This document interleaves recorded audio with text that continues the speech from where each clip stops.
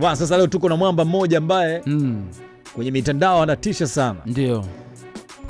Almost post kibao. Lazima jamaa comment, Yes. Na ndio amepatia umaarufu wake huko sasa hivi. Kwenye kucomment. Si mwingine ni Cox. Dawa yao. So wale wote wanaoumwa tumepata dawa yenu. Yes. Iko hapa inaitwa Cox. Tuko naye ndani ya mjengo. Yes, mwashie dude lake. Ni aje bro? Kama kawa. Uko vizuri? Uko vizuri sana. Unakiri kwamba mitandao comment ndio zimekupeleka mjini zaidi kuliko hata ulizokuwa hapo awali kwenye meshe zako nyingine? Kwa mimi na vitu viwili ambavyo vimenipeleka mjini. Ndio. Na kiamini sana kimoja. Mimi maarufu wangu nilipata Facebook kwenye utunzi wa story. Okay. Maarufu nilipata Facebook kwenye utunzi wa story. Nilikuwa mtunzi mzuri sana wa story na nilikuwa naitikisa hii nchi yote. Hadi hao waandishi wakubwa magazeti walinicheki. Sema tulikuwa tunapishana kwenye maongezi. Pale ndo watu wengi walinijua kwenye story, nilijua na watu wengi. Kwa hata nilivyoingia Instagram haikunichukua kutumia nguvu nyingi kuwa maarufu. Nilikuwa maarufu sababu watu wale wa Facebook walijua bado nitaendelea na story Instagram. Lakini walikutana na vitu tofauti sababu mimi ni mbunifu. Lakini mimi Cox nimemfahamu tofauti na hivyo vitu viwili. Wakati tuko Sharif Shamba mita ile tunakutana sana, kipindi hicho ulikuwa ni winga pia. Like ulikuwa unauza viatu. Yani kipande hicho yani nilikuwa nimemfahamu. Baadaye ndo nikaja kujua Kiumbe Facebook yupo na Insta baadaye kwenye kucomment na vitu kama hivyo. Ukakumbuka. Nikakumbuka. Na nikaona kwa profile yako like kama ulishakupata award ya winga bora. Mimi ndo naweza kusema kwamba unajua kuna kwenye vitu vingi kuna ubunifu. Mimi niko muda mwingi, ni muda mrefu na miaka kama mingi.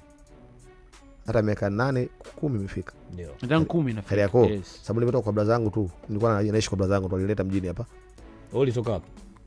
Mimi mtu wa Mbeya. Okay. Green City. Kwa hiyo brother zangu aliviona niko Mbeya sieleweki. Anaitwa Ageligwe Kibona. Ageligwe Kibona wengi wanamjua. Na Mbeya ulikuwa unafanya shughuli gani ulipokuwa ueleweki? Ni shughuli gani hizo? Mbeya nilikuwa naimba. Okay. Nilikuwa mwanamuziki mkubwa sana kama nimeona pale DJ mmoja aleo nikuza DJ Omi. Kanambia bwana. DJ Omi wewe amini kanikuza, nimeshangaa kumkuta hapa. Kweli? Nimeshangaa sana. Ulikuwa msanii mkubwa Mbeya? Mkubwa sana tena. Unatumia jina gani kipindi hicho? Cox. Zamani kwa jina Cox Dai. Mimi nilikuwa msanii mkubwa kwa msanii wote pale Mbeya. Na magoma umeachia hapo YouTube. Mimi ni mbunifu. Kipindi hicho mimi naanza muziki. Jua mimi mjanja. Kuimba ilikuwa kidogo changamoto. Kwa hiyo nilikuwa natumia ujanja wangu mwingi. Izobindo alikuwa star. Okay. Izobindo. Na ulikuwa na imba mtindo gani? Na rap au ulikuwa unafanya nini? Nilikuwa na rap. Okay. Kwa nilifanya juu chini nimpindue Izobindo, niliweza. Uliweza? Nilimweza. Ulimwezaje? Ulitumia njia gani? Mimi anajua vizuri akili yangu. Mimi na akili nyingi sana. Nilimweza. Mtoto unamjua Urevani. Kwa mara kwanza anaimba Mkwenzulu. Mimi ndo nilimwambia aimbe. Alikataliwa kuimba kwa sababu ya umri. Hajaimba sehemu yote hapo. Stage yote hajawahi kuimba. Alikuwa mdogo Urevani. Mimi ndo nilimwambia aimbe kwa Mbuzax marehemu Mkwenzulu pale, akaimba Revani kwa mara ya kwanza stage. Na aliua sababu alikuwa mdogo. Yaani turudi pale kwa Izobi, kumweza vipi? Kulikuwa na shindano kushindana ama Izobi kicho mkosti hadi mimi nikamweza. Kuja da. Sio kuja da. Pale Mbeya.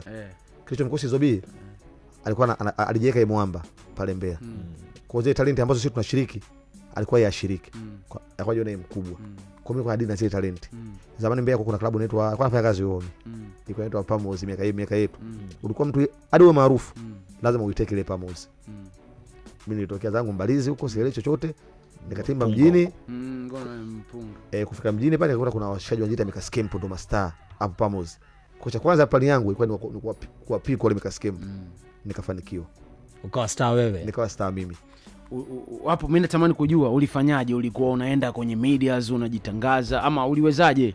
Yaani mbinu ulioitumia na ujanja wako. Nilidili nao akina Omi hao. Ama DJ. Nilikuwa nilidili nao nyuma ya pazia. Sasa nakwambia pale nilichokuwa nafanya. Nilikuwa nilidili nao nyuma ya pazia. Kwa hiyo ulikuwa unafanya mambo nyuma ya pazia. Nyuma ya pazia nilikuwa na huo nyuma ya pazia. Kwa hiyo michezo michafu ilikuwa inaruhusiwa. Ndio mimi nilikuwa nafanya michezo michafu. Kwa hiyo mpaka sasa hivi michezo michafu fresh tu kwenye maisha. Sasa hivi chakuwa jina kubwa sio kufanya michezo. Ulichokuwa unakitafuta umekipata. Nilikuwa najitafuta. Kwa hiyo wapindole Mikaskempo mimi nikawa maarufu Pamos pale. Cox Dai. Wao kwa hiyo anatoa siri leo kwamba bwana kumbe alikuwa anawazunguka watu. Sasa sikakwambia nilikuwa mjanja. Kila mashindano makubwa ya muziki mimi nilikuwa namba moja. Cox Dai. anajua kumi shahidi yangu yule pale, na yule ndio alikuwa namba moja yangu nyuma pazia. Oya ni noma sana. Yule Omi alikuwa anajua michezo yangu. Kila mashindano hata uimbe vipi, hata umlete nani pale Pamos, mimi nakuwa namba moja. Kwa baada nilivyoona nimechoka na mazawadi mengi, watu wakawa wananimendi. Kuna siku ndio kupigwa. Watu wakawa wananimendi kama napendelewa. Sasa nilichokuwa nakitaka nichakipata. Nikaachana mashindano kuimba. Na mimi nikawa siimbi. Na mimi nikawa kama hizo sasa. Nikawa mwamba. Watu wanaimba, mimi naangalia, tunawapa mbinu za kushinda. Mimi nilikuwa natoa mbinu. Umeelewa?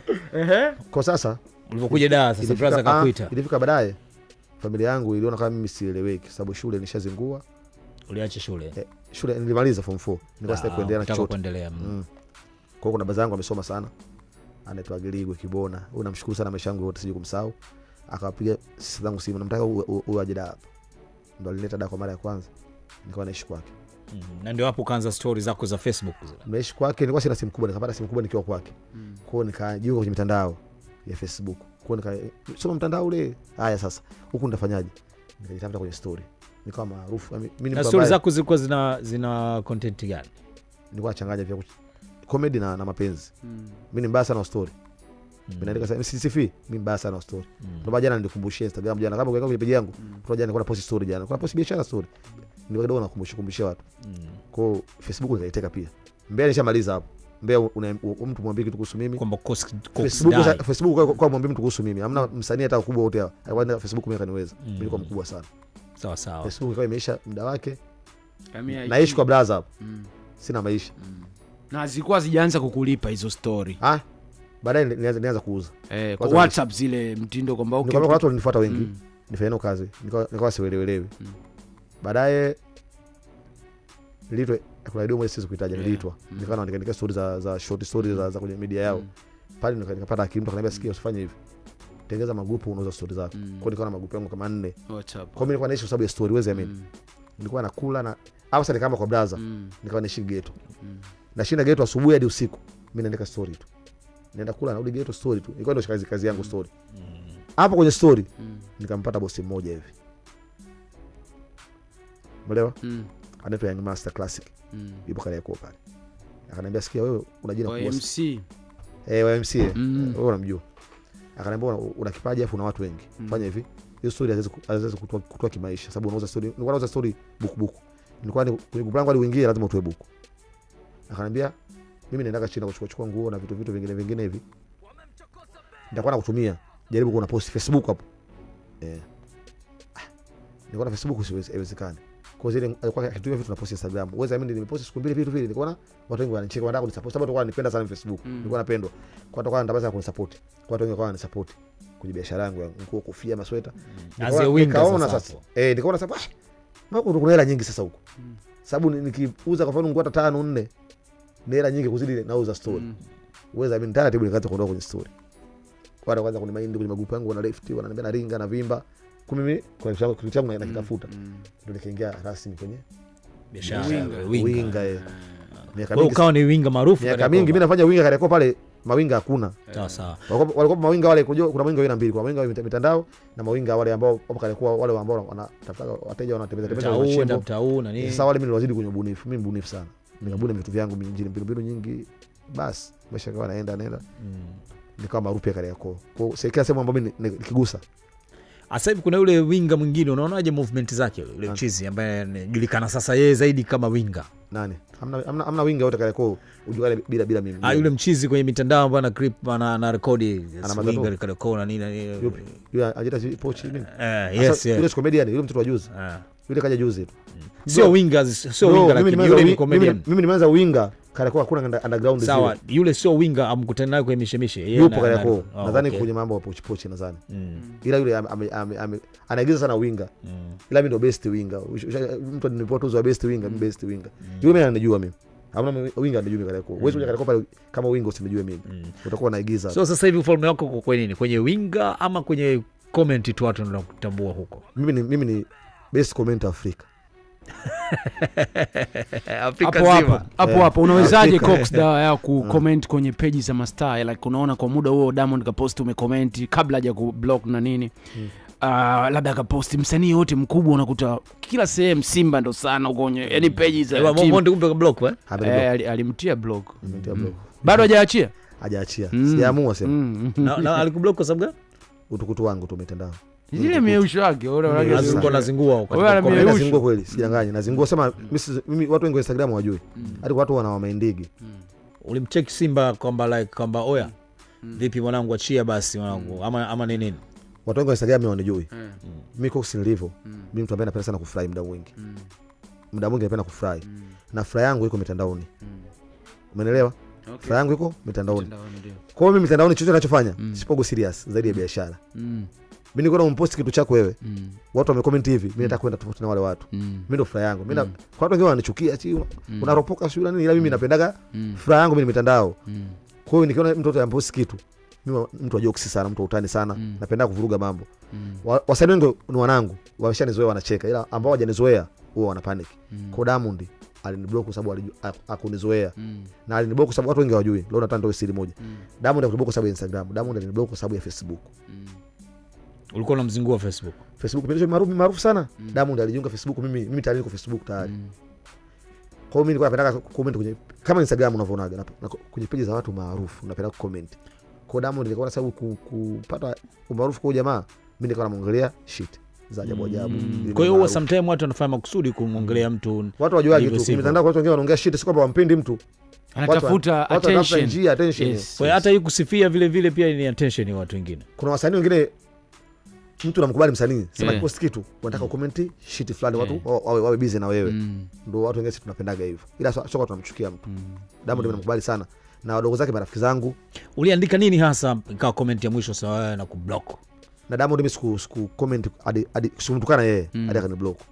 Ilikuwa ni usiku sana nakumbuka. Nili comment kwenye page yake shit, kuna shabiki yake akanijibu.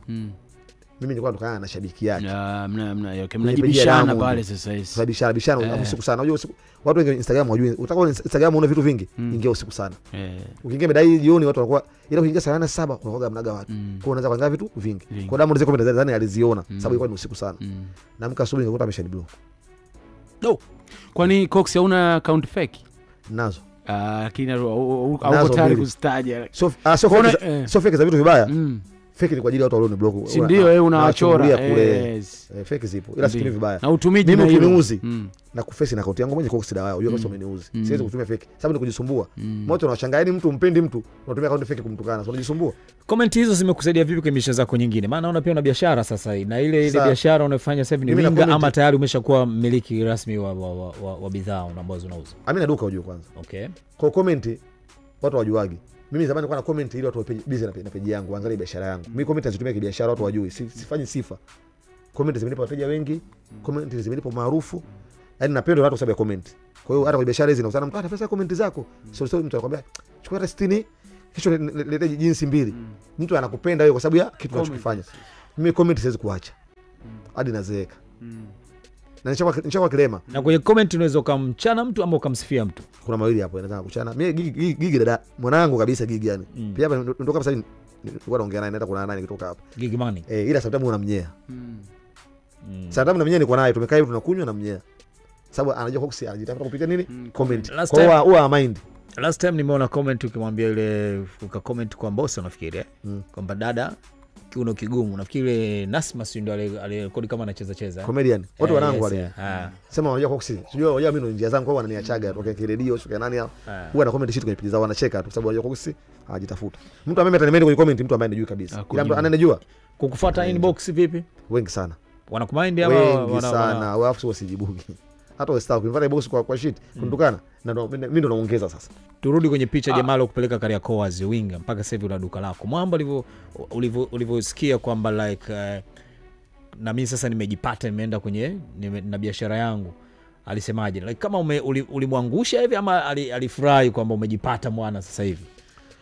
Huyo Young Master ni mtu mwenye roho nzuri sana. Siwezi kusema mimi ndo mtu wa kwanza ambaye nimefanya alinitoa hapa Kariakoo, alinionyesha machimbo, aliniaminisha kwa watu. Ila watu wengi sana wametoboa kupitia Young Master. Ni kijana mdogo ambaye alijipata kitambo, ana roho nzuri sana. Na mimi sijawahi kumwangusha hadi kesho. Ananikubali sana. Mimi nilikuwa na shida sometimes namfuata hadi kesho. Nilikuwa na shida namfuata Young Master. Mimi mwoga sana kumface mtu, kumlilia shida. Naibu sana kumuomba mtu kitu, naona ndadharaulika. Ila jamaa wanamfuataga. Hadi amenichoka sasa. Nilikuwa na shida ya kitu chochote kile namfuata. Namwambia. Kama anaweza anafanya, kama hawezi ananiambia wait.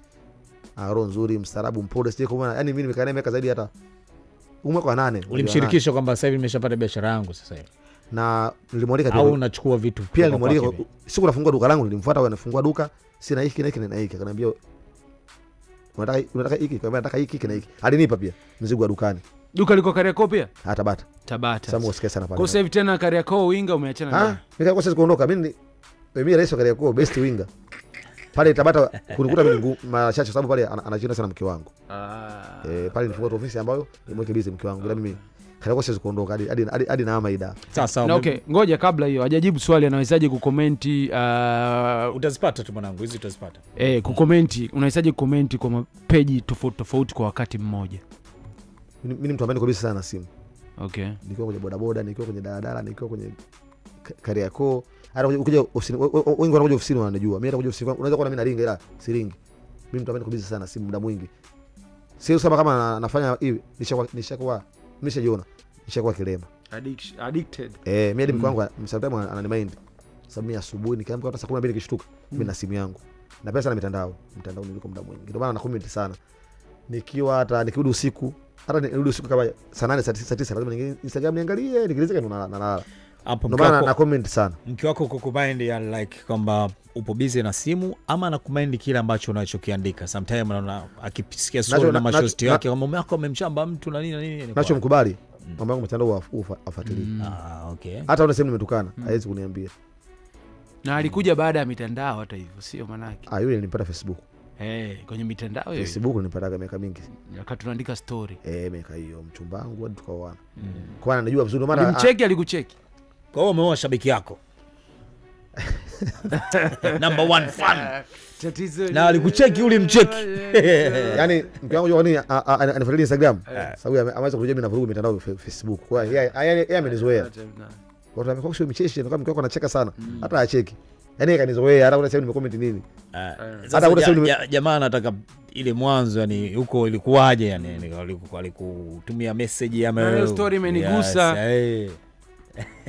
Nilikuwa na mtandao, nilikuwa nampenda. Ile nilikuwa sasa kwenye boxing. Nilikuwa nampenda. Kuna siku nikaenda kwenye picha zake, nikacomment picha zake zote. Akanifuata inbox, tukasalimiana, ndio tukaanza safari ya mapenzi hapo.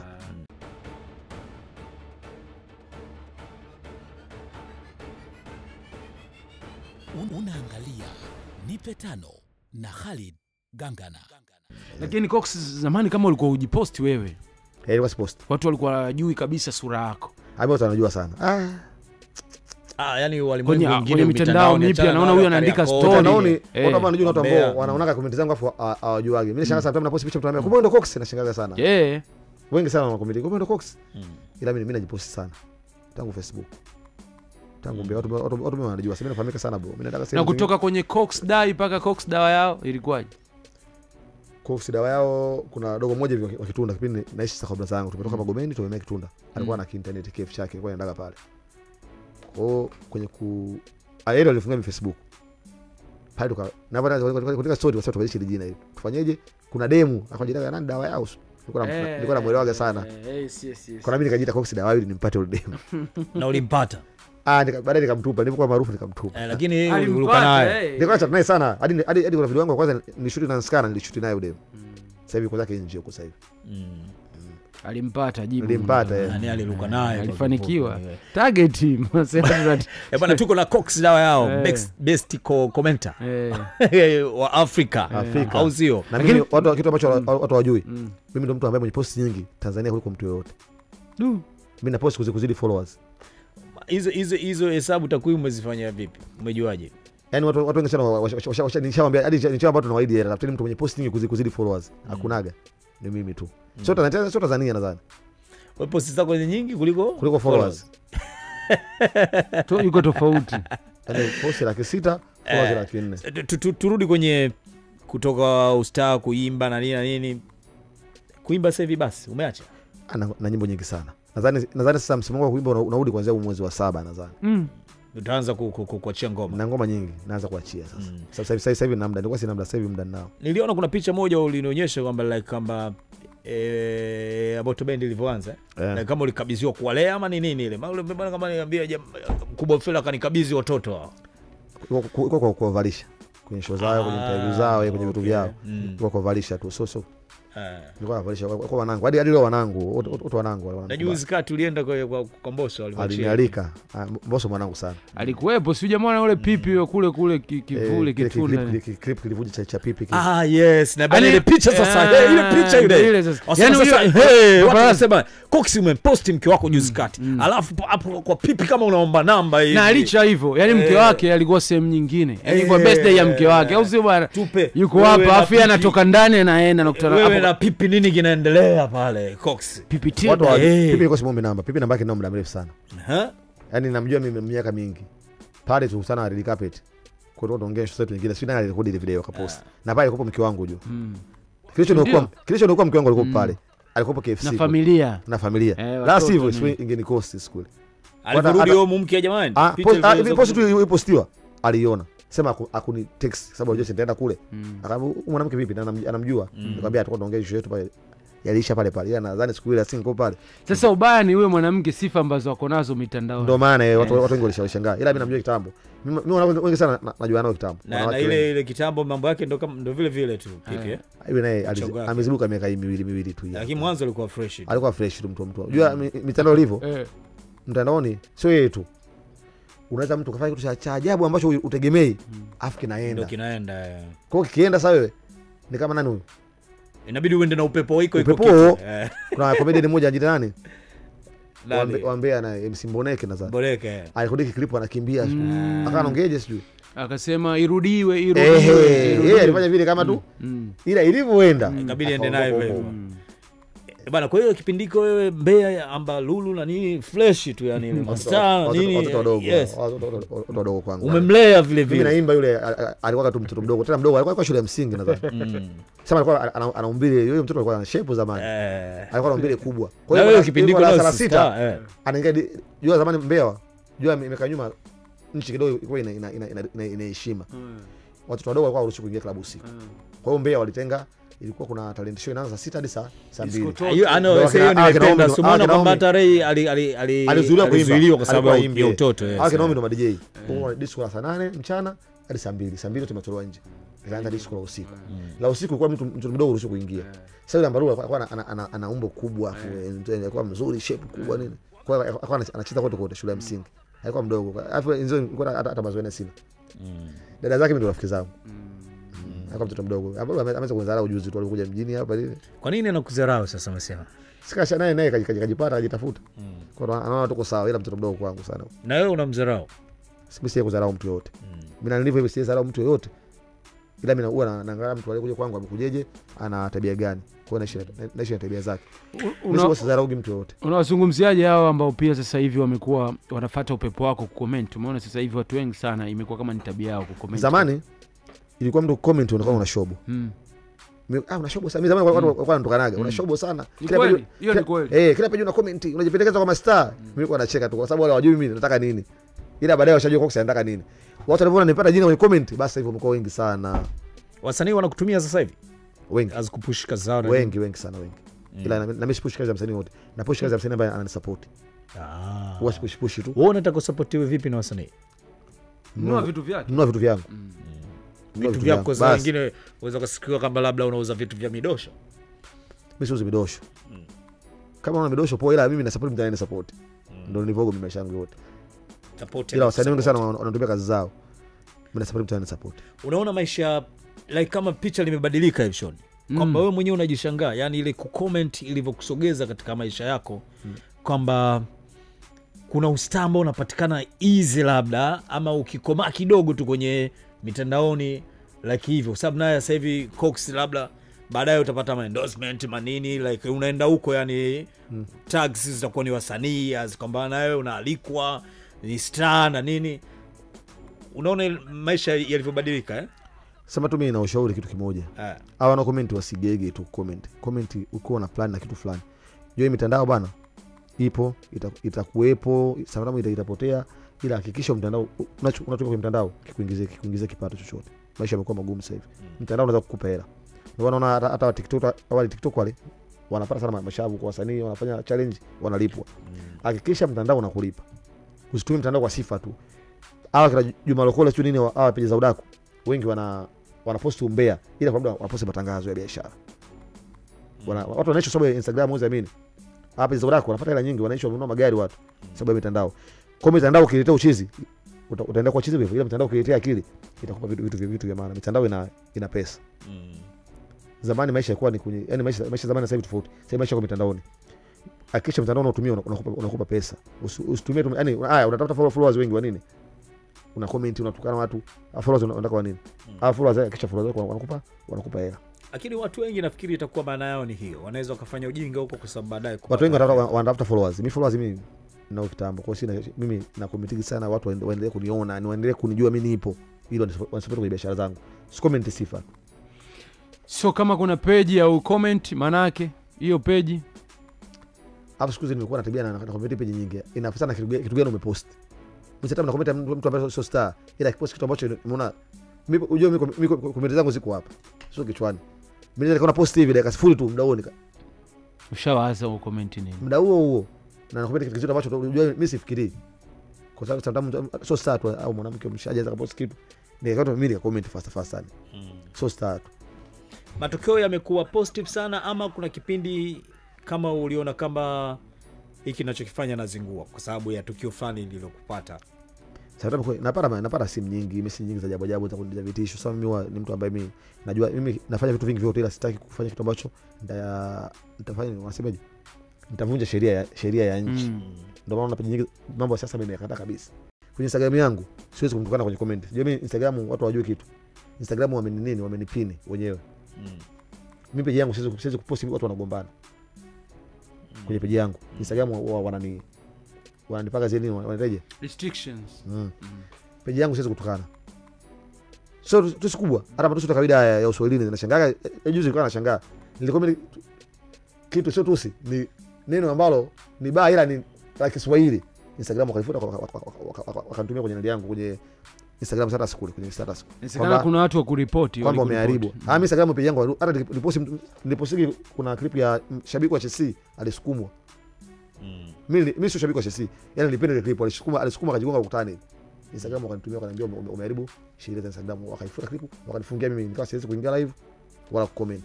Kwa page yangu ni page ambayo ina Instagram wameipini. Kwa mtu asuluga akinizingua huwa anampata DM. Sababu gani?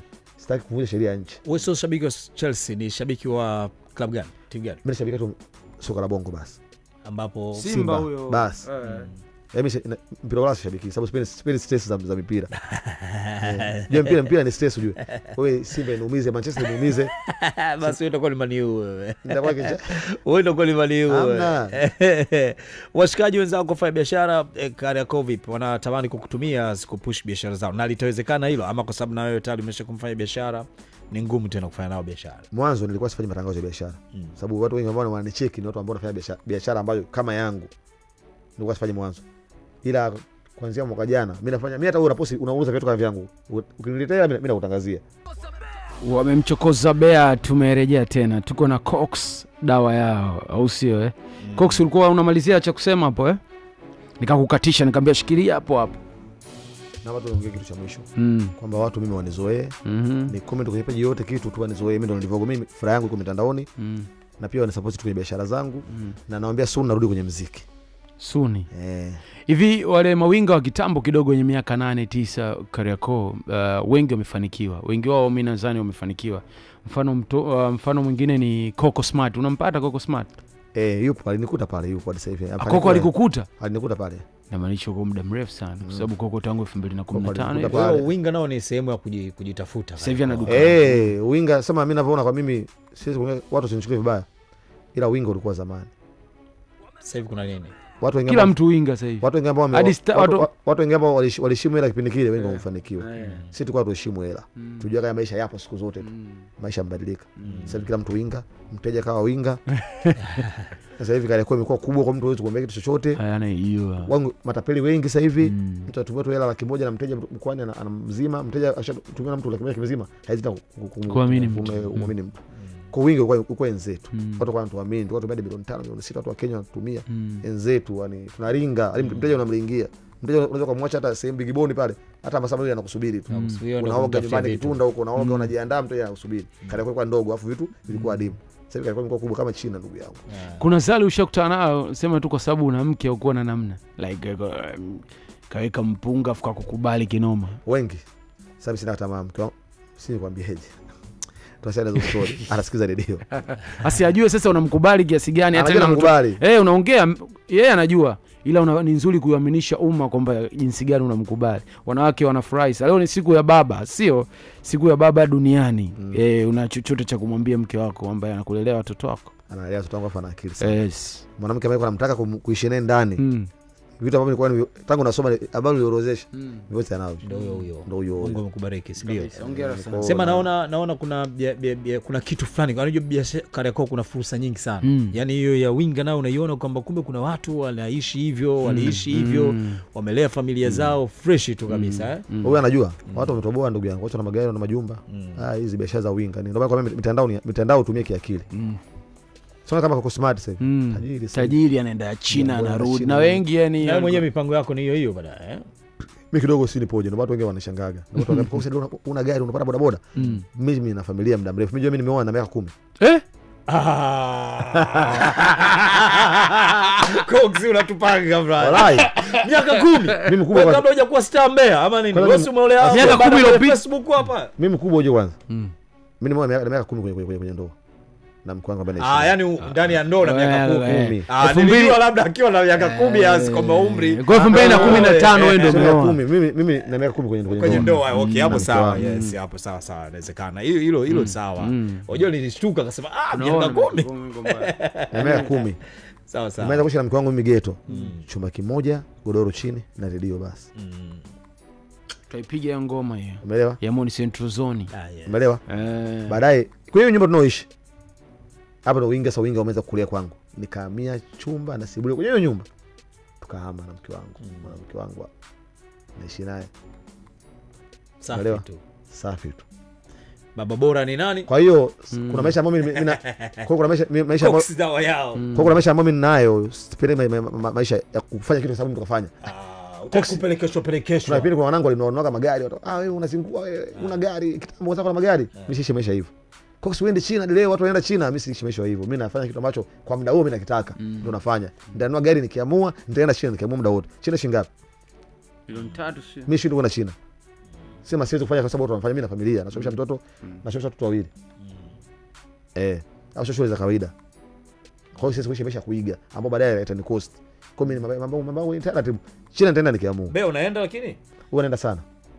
Unyama una Cox, nashukuru mshikaji wangu. Nashukuru. Asante sana mzee wangu. Kila laheri katika mishe zako na nini. Nashukuru pia. Mungu akubariki familia na nini. Shout kwa kaka yako kwa sababu kakutoa Mbeya kuleta ugeni. Taje tena jina yule mwamba yule. Kaka yule. Jina lake unataka turekodi kabisa uone kabisa kwamba kaka bwana leo nimekupa shout kwenye chombo cha habari, si ndio? Mimi napenda kushukuru na nashukuru kaka yangu anaitwa Ageligwe Elia Kibona. Kuleta Dar es Salaam mjini. Nikalijua jiji, nimekuwa Cox dawa yao kweli. Alinitoa Mbeya, nilikuwa naitwa Amani Dickson. Nimekuja leo anaitwa Cox dawa yao. Mungu amweke sana brother, ananivumilia sana. Akanivumilia sana. Nilikuwa msumbufu sana mimi. Ulikuja na usafiri gani? Bas, nikarudi Mbeya. Akarudisha na dawa mara ya pili. Nikarudi Mbeya. Karudisha mara ya tatu. Nikakomaa. Ndio akafanikiwa. Shout pia kwa YMC pia of course. Young Master Classic. Kwa kuonyesha Kariakoo, kuna watu walinipinga, walikuwa wanamwambia unakana vijana hapa mbona Kariakoo waeleweki. Watoe kwenye hapa mtaani kwetu. Young Master alipambana, Cox usiondoke kaa hapa. Hadi nikajipata Kariakoo. Namshukuru Young Master, namshukuru Ageligwe, pia siwezi kusahau kumshukuru boss wangu wa sasa hivi. Anaitwa Omzi Shoes. Ameniheshimisha sana Kariakoo. Hapa kazi kidogo nitaka kuacha kwenda Kariakoo, nikata tamaa katikati hapa. Bila kaja mtu anaitwa Omzi Shoes, ndio nilipona sasa hivi nafanya naye kazi. Kaniheshimisha sana brother. Mungu ambariki, ana roho nzuri. Anapatikana Instagram kama Cox dawa yao. Si ndio? Wanaweza kukufollow huko. Basi unyama mwanangu pamoja Cox.